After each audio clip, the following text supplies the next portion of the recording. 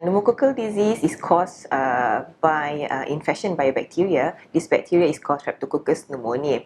So this bacteria can live inside our nasopharynx, which is at the back of our nose and our throat. And living there, it can also spread to other sites and cause infection. The younger the age group, the higher the risk of getting the pneumococcal disease. And the younger the children, they can get a more severe infection, which we call invasive pneumococcal disease. There are more than 90 types of pneumococcal bacteria known worldwide. Pneumococcal disease can be divided into non-invasive disease as well as invasive disease. The non-invasive disease includes sinusitis as well as acute otitis media. Sinusitis is actually infection to our sinus, whereas otitis media is infection to the middle ear. Invasive disease is a more severe infection, which includes pneumonia, which is the infection of the lung, bacteremia, infection to the bloodstream, as well as meningitis, which is infection to the layer of the brain. There are basically two types of a pneumococcal vaccine. One is called a pneumococcal polysaccharide vaccine, which is mainly for adult age group, whereas the other one is a pneumococcal conjugated vaccine, which is more suitable in pediatric age group. The pneumococcal conjugated vaccine, which is also called PCV, there are two types, which is PCV10 and PCV13. Of course, pneumococcal disease can cause a very severe illness, and it can cause death. It can cause a very long-term sequelae. Example, meningitis, which is infection of the layer of the brain, can lead into a disability in the children later on in their life. So, of course, it is better to prevent than to treat the illness. Besides that, it is actually cheaper to vaccinate compared to treating the child, because if the child get a very severe illness, they might need a prolonged hospital stay, they might need intensive care stay, and this is actually much more expensive than vaccinating the child itself. Besides that, we are seeing more of emerging resistance towards antibiotics. Yeah, so nowadays it's not easy to treat the pneumococcal infection as it was before because of the resistance towards antibiotics. Hence, it's actually better to vaccinate.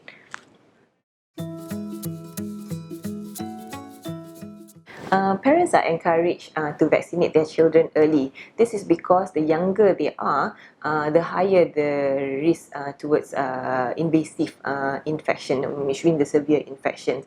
And having adequate doses of vaccination will help to ensure that the child is enough and properly protected. In pediatric clinics, we not only give the immunization, but we also see the children as a whole. Means we are looking into other issues as well, such as their growth, their development, their nutrition, and we can also counsel on any other medical issues that parents have concern with in their children.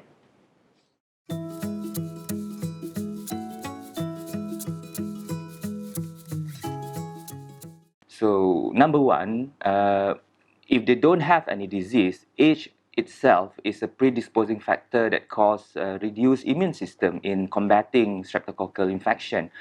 Usually, we talk about age of more than 65 years old. Okay, apart from the age, some conditions like smoking itself can cause reduced effectiveness of the immune system to kill the streptococcus infection, not to kill per se.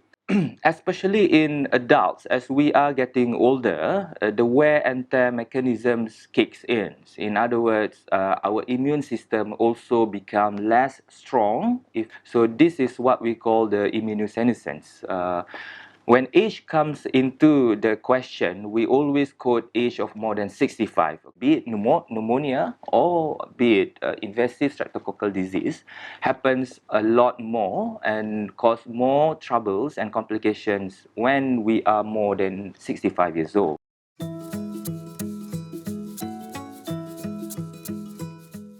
So when we talk about streptococcal disease, we divide the streptococcal disease into two. The commonest one is pneumonia, i.e. the streptococcal bacterial just end up in our lungs and cause inflammation in the lungs and do not go elsewhere. Once the streptococcals go outside the lungs, that when we label it as invasive streptococcal disease, i.e. they invade the body. So if they are in the bloods, we call it streptococcal bacteremia. Once in the bloods, that's when trouble really happens because literally the streptococcal bacteria gets into our highways or motorways, so it can travel anywhere they want to go. So the worst case scenario is if they end up in the brain. So meningitis, streptococcal meningitis is quite rare, but if it happens, the mortality is quite high because they can die faster before the treatment really kicks in.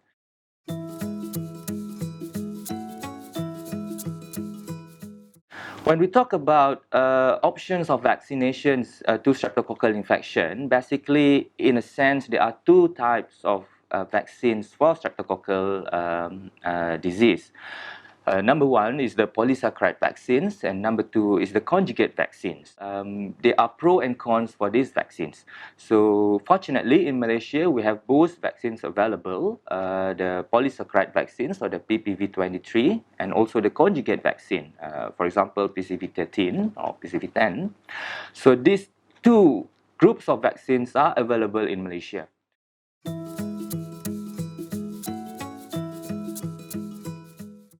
Well, in a sense that streptococcal vaccination is not made mandatory yet in Malaysia, in the country, but in other countries where streptococcal vaccination program has been there and established, we can really appreciate the reduce in number of streptococcal pneumonia or streptococcal invasive disease in both children and adults.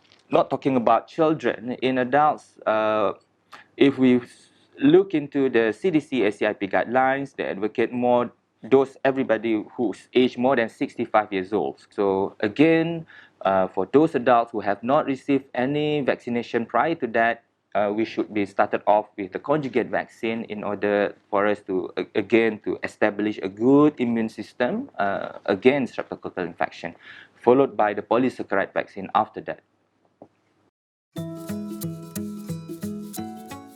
But having said that, streptococcal infection, unlike any other difficult to treat organism, it's not that complicated or difficult to treat.